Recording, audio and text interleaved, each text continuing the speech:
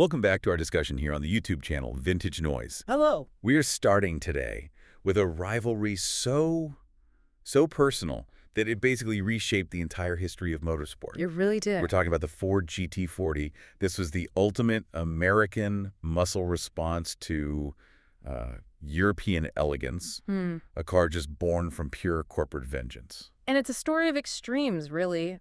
Our mission today is to trace that whole journey. I mean, from a project that was fueled by spite and had these awful early struggles, Right. through its incredible technological leaps, the legendary wins at Le Mans, and then, try to understand its status today as one of the greatest race cars of all time. And to get the GT40, you really have to start with the egos. Oh, yeah.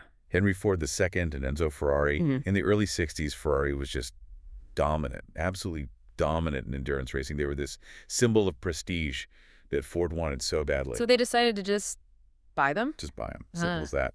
And it wasn't some casual offer either. The negotiations were incredibly serious. It went on for 22 days, and it all led to an 8-figure offer from Ford.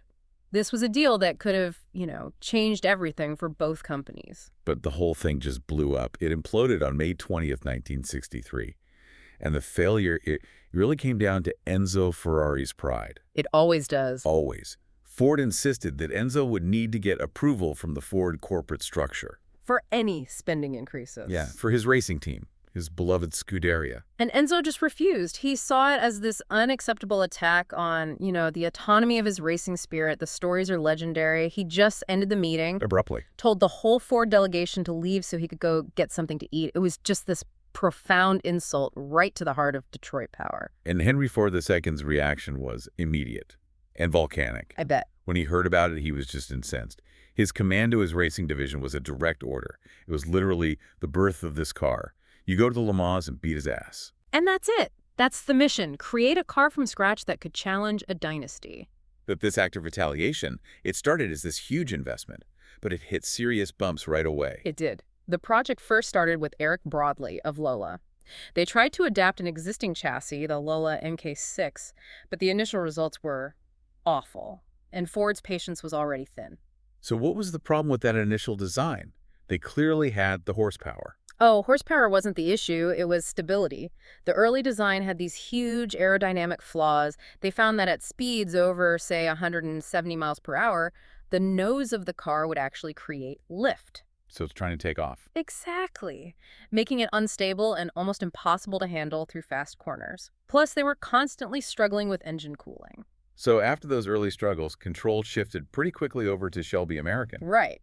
Carroll Shelby took the lead, and he brought in the best driver engineer he knew, 10 Miles. Yeah. He drafted him to be the primary developer and racer. But even with Shelby and Miles, the start was a spectacular failure, wasn't it? A complete false start. The car needed a total overhaul.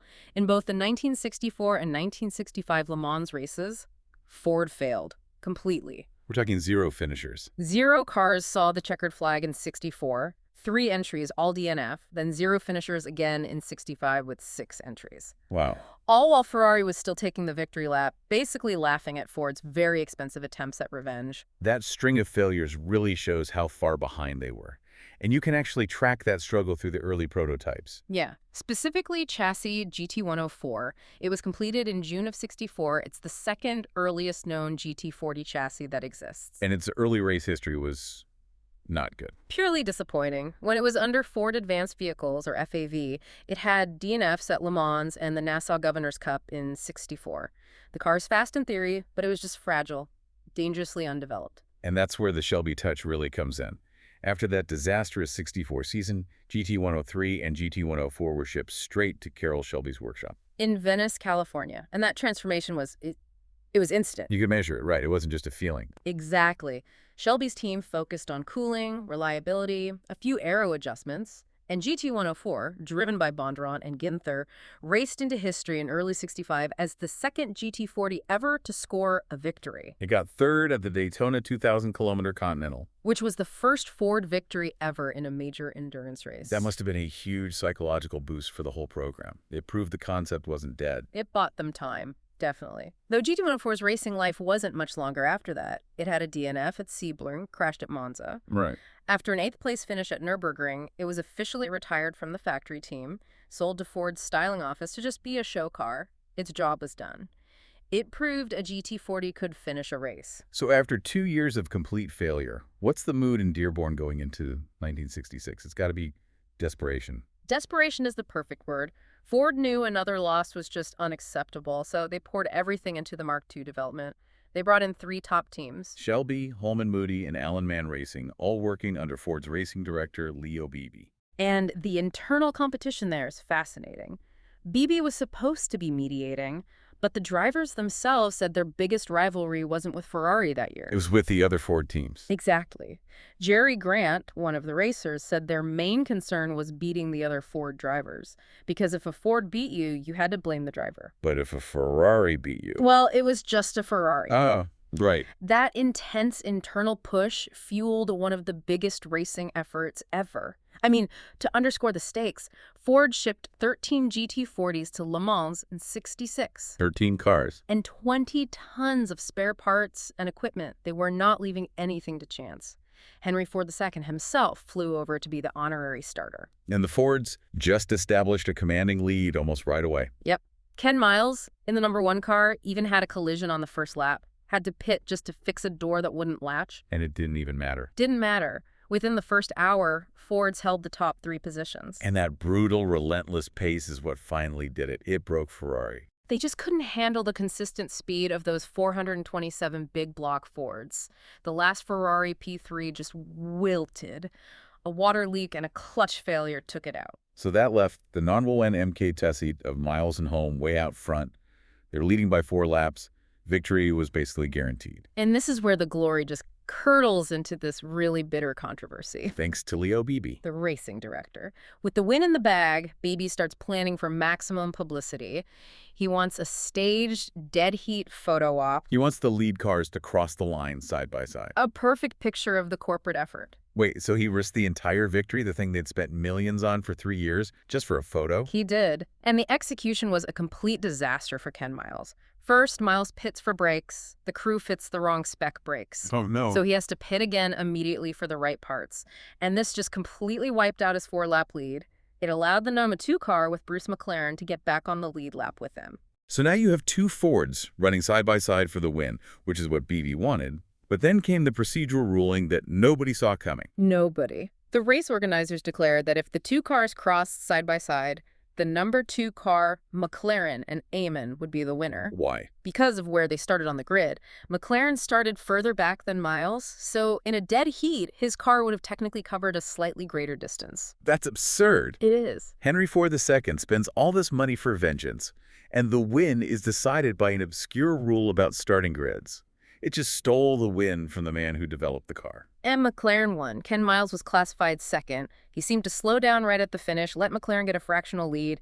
He was reportedly just furious. He thought he was the victim of a grudge by senior Ford guys who didn't want him to get all the glory. So a sweet victory for Ford, but a profoundly bitter one for Ken Miles. Absolutely. But even with that messy finish, Ford wasn't done innovating. They were already looking ahead. Days after the 1965 failure, not the '66 victory, they started on the J car, which became the MK5. And that was driven by the need for a lighter, more aerodynamic car for the new FIA Group 6 rules. That's a key point. The new rules were designed to slow cars down. Right, by putting limits on engine size or on weight. Ford knew the heavy, steel-tubed MK2, even with that big 427, was hitting its limit. They needed lightweight aero. And the engineering that went into the MK4 was just, it was pioneering. It was more like aerospace than automotive. Yeah. The frame was this unique multi-coke structure using a half-inch thick aluminum honeycomb sheet. This wasn't just metal welded together. They held the components together with these advanced heat-cured structural adhesives and rivets. They baked the whole structure in an oven, an autoclave, to cure it. That tech was so far ahead of its time. Incredible rigidity with almost no weight. And the results? They speak for themselves. The basic frame weighed only 85 pounds. 85 pounds. The whole car was 2,205 pounds, a massive 450 pounds lighter than the MK5. It looked like a fighter jet. And it performed like one. The MK Ford Chassis J6 won Le Mans in 1967 with Dan Gurney and A.J. Foyt. They led 22 of the 24 hours, averaging an incredible 135.5 miles per hour. That technological leap was completely vindicated. But the shadow of Ken Miles hangs over all of this. On August 18th, 1966, just 2 months after that Le Mans finish, He was testing the J-Car prototype at Riverside. He went off a high bank at 200 miles an hour. The car rolled, and he was tragically thrown from it. Ford's investigation blamed mechanical failure, but the loss was just tremendous. Miles was irreplaceable, a driver and an engineer who gave years to making that car work. His dedication, his sacrifice really paved the way for the MK Ivy's success in '67. And the GT40 project continued, winning Le Mans again in '68 and '69. It cemented this incredible four-year dominance. So let's fast forward to today and talk about the GT40 in the collector market. I mean, rivet for rivet, it's hard to find a car with more historical importance and engineering brilliance. Absolutely. The average GT40, if there is such a thing, goes for just under $6 million.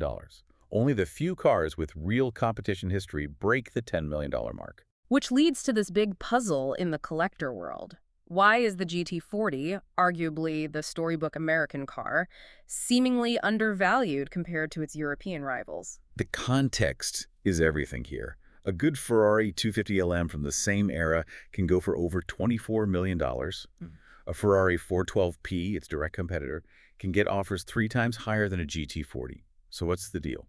Well, it's a mix of usability and complexity. The first thing is just this. Dizzying amount of history and confusion. Right. There were only about 105 original cars, but so many series and so many builders. Slobbing England, Shelby in the US, Allen Mann, Carcraft, all these variations make it incredibly hard for collectors to know what's authentically correct. And that complexity leads right into the next problem. Restoration is an absolute nightmare. The original engineering was bespoke, inconsistent. Owners talk about needing 2 years of research before they even touch the car. And the costs for period correct parts they're mind-boggling. You're looking at things like $4,000 for wiper blades, $10,000 for headlights. $16,000 for a set of original wheels. And simple things are debated, right? Like engine block color. Exactly. Some were black, some were blue, depending on where and when it was built. Every car was slightly different, which makes a correct restoration so challenging and so expensive. It probably limits the pool of buyers. The final factor is one that potential owners can really understand: the driving experience itself. If you manage to get a pristine GT40, you're probably not going to drive it much. No. Owners describe them as small, noisy, and brutally hot. I remember that story about the owner who took his MK3 on a road trip. It was only 50 degrees outside. A cold day. Yeah, but his wife nearly passed out from the greenhouse effect inside the car. The heat from the engine and transmission just soaked the cockpit. They had to turn back. And the big Block 427 cars, the MKK and MKFs, are even harder. They demand a huge amount of respect and physical conditioning just to operate.